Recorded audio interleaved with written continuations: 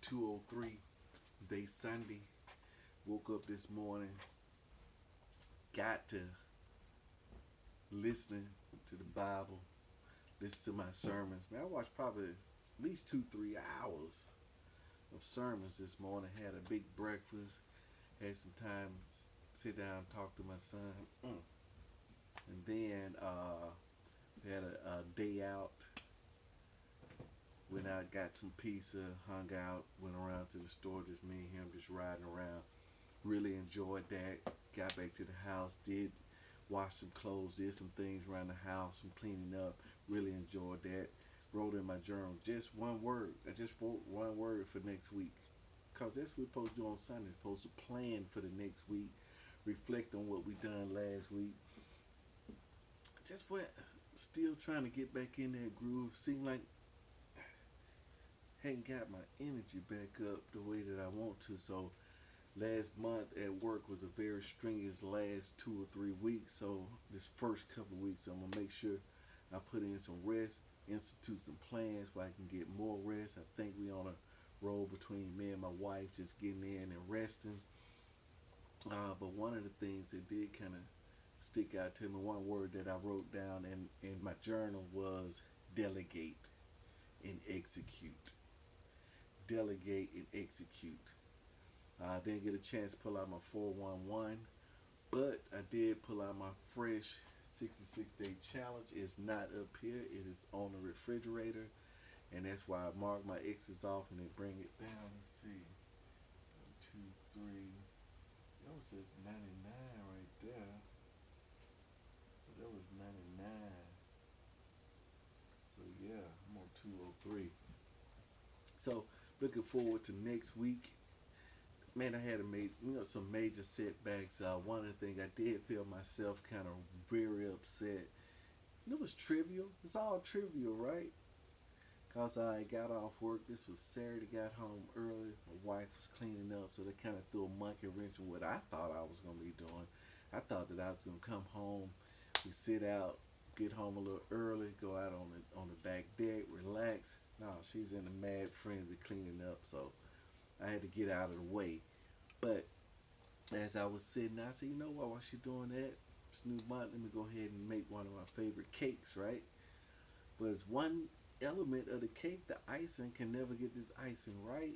I mean, it gets right, but it never gets to back how I remembered it. That was a key thing. It never gets back to how I remembered it, and that may be the fatal flaw right there. Because anyway, I prepared the cake. The cake was came out perfect. Then I didn't have the filling. Got the filling found around. Got some filling right. Messed the filling up a little bit. Gosh, I said, man, this filling didn't come out right. But hopefully this frosting come out right. Frosting did not come out right. Came out worse than my other attempts. So I was like super upset. I was like, oh man, this is. I mean, I probably ran in a rave probably 5 or 10 minutes.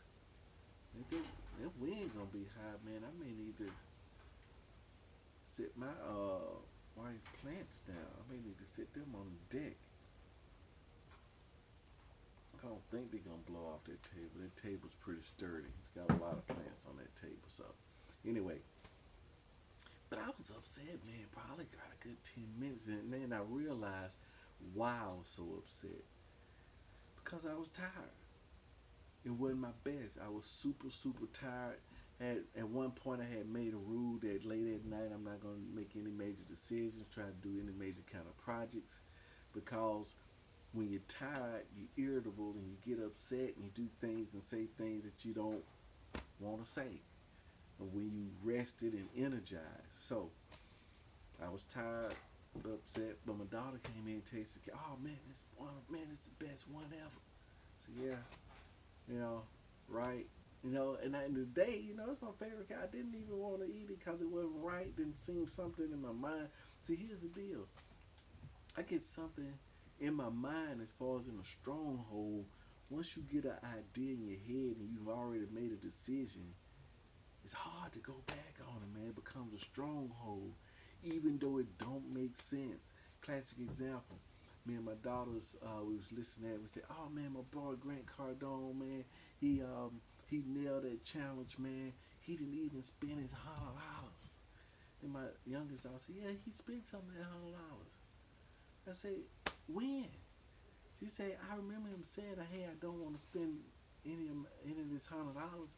I said, "Yeah, he said that, but he didn't spend it because at the end of the show, he said, look, he pulled $100 out of his pocket and said, I still got my $100." So why would he say that if he spent it? So it was a big argument on that, going back and forth. On memory, it was 2 against 1. She was said, "No, I don't believe. I think he probably said it. I wish I didn't have to spend." I said, "It don't make sense." So I said, "Let me ask you something. If we go to this part and see that he said I didn't spend my $100, then what would you say?" I don't know. I mean, I just can't. I mean, I don't know. I don't know why he would say that. See, because it was locked in her head that he spent it. So no matter what he said or what evidence was brought up, and it was so far back into the episodes that it'd be a miracle to go find out. We thought it was one spot, went there, it wasn't there. Showed that he had money. She said, "Well, I don't know where it was, but I know that's what happened." But see, it was a stronghold. So even when true evidence become available to us, since we made a rule in our head, we can't change it. Especially once the ego get a hold of it. Now, if we go to sleep, wake up. So I just say, you know what? It don't even matter. You know what I'm saying? It's just swap the subject around. Then my other daughter, "Oh yeah, man, we want to find out about this." How she went to look. I said, "I ain't gonna even look no more because it don't matter if you find the information. It ain't gonna matter. It ain't gonna matter about the end information that we do have versus the perceived information that's inside here, just like the frosting. Because I got an idea of what the frosting should taste like or tasted like in the past around the first times I started eating it, right? But you know how things is, as you start eating it, when you first eat it, like I remember the first time we had fresh rosemary. My daughter had made a chicken, watching Food Network, put some fresh rosemary in there. Ate that chicken, man. It was just pow, firecrackers in my mouth. But now the fresh rosemary, it still tastes good, but it wasn't as good as that first time. And that's what we got to get used to. That's what I got to get used to. So, no, I didn't. But I'm going up here and do some jumping jacks. You know what? Do some jumping jacks right now.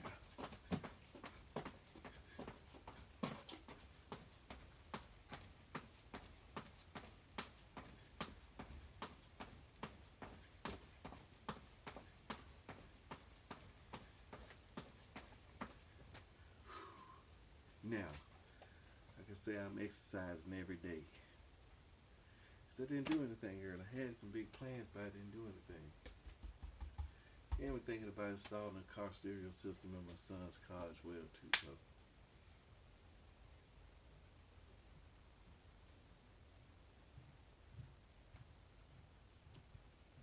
thought I heard something. I did. I think I got a mouse down here. Good thing we got the cats. Let's get the cats out. Tell them it's time for them to clock in.